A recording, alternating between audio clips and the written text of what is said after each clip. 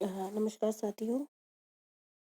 अ, इस टॉपिक में या इस वीडियो में हम प्रशांत महासागर की धाराओं के बारे में बात करेंगे, जिनको मैंने एक टेबल के द्वारा दर्शाया है। और क्योंकि इस टेबल के माध्यम से इनको समझना आसान होगा, तो यहाँ पे प्रशांत महासागर की धाराओं को ठीक मैंने अटलांटिक महासागर की तरह ही दो भागों में विभाजित किया है।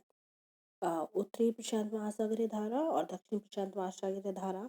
फिर दोनों ही महासागर की धाराओं को गर्म और ठंडी दो भागों में विभाजित किया है। तो पहले हम बात करते हैं उत्तरी प्रशांत महासागर की धाराएं।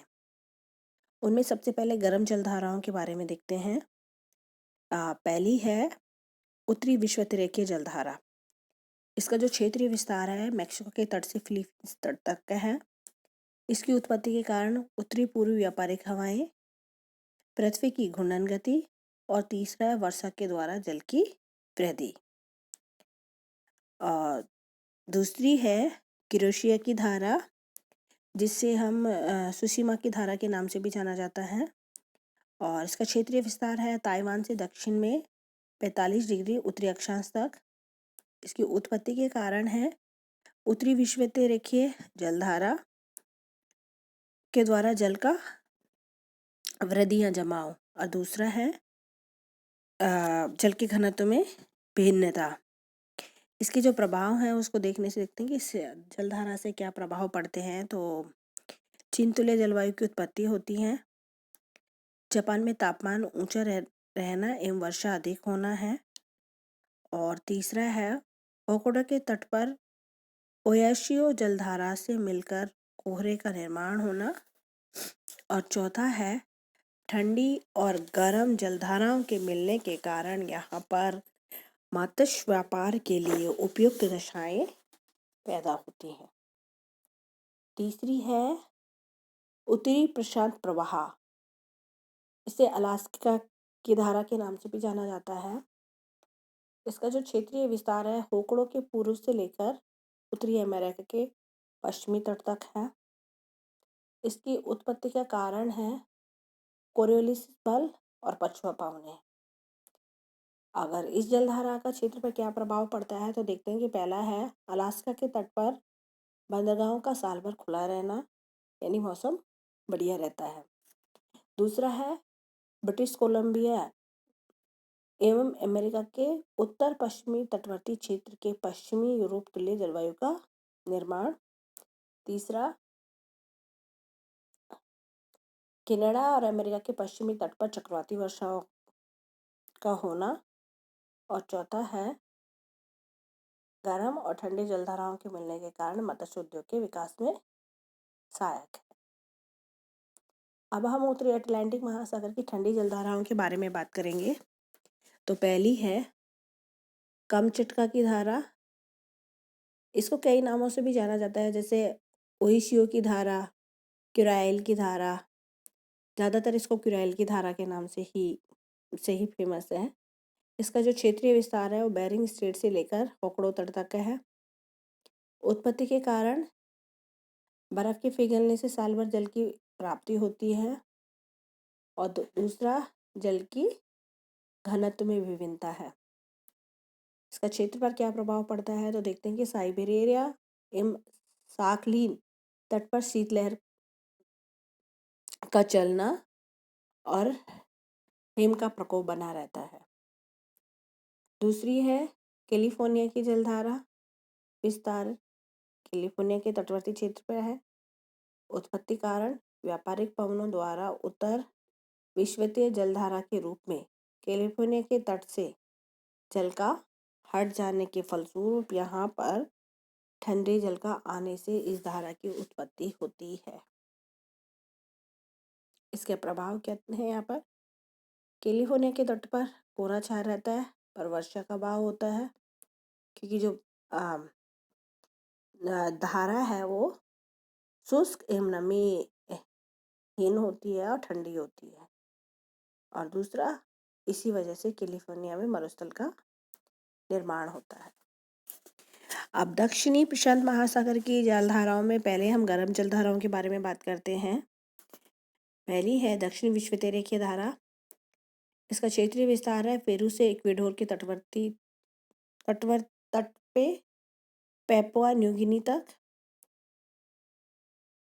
उत्पत्ति का कारण है दक्षिण पूर्वी व्यापारिक हवाएं और पृथ्वी की घूर्णन गति का प्रभाव। दूसरा है पूर्वी ऑस्ट्रेलिया जलधारा। इसका विस्तार ऑस्ट्रेलिया के पूर्वी तट पर 40 डिग्री दक्षिण अक्षांश तक रहता है। उत्पत्ति का कारण जल का जमाव और जल के घनत्व में विभिन्नता। इसके प्रभाव क्या है? पूर्वी ऑस्ट्रेलिया में चीन तुल्य जलवायु की उत्पत्ति होती है।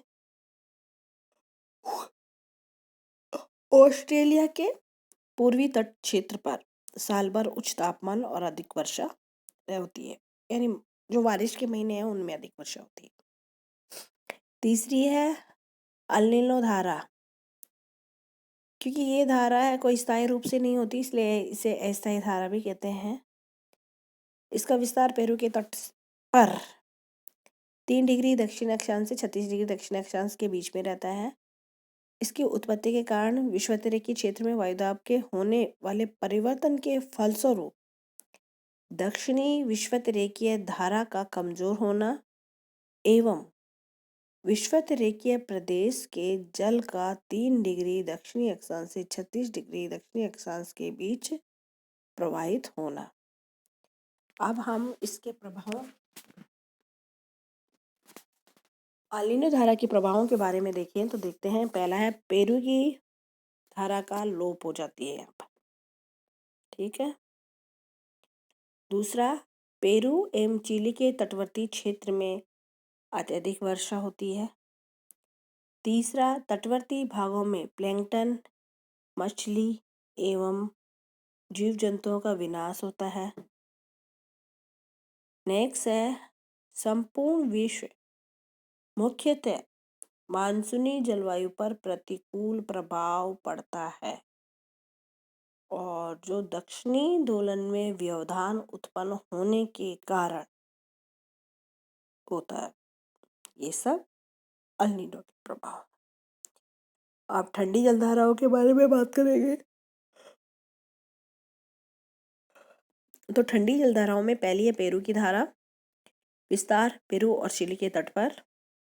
उत्पत्ति स्थलीय अवरोध, जल के घनत्व में विभिन्नता।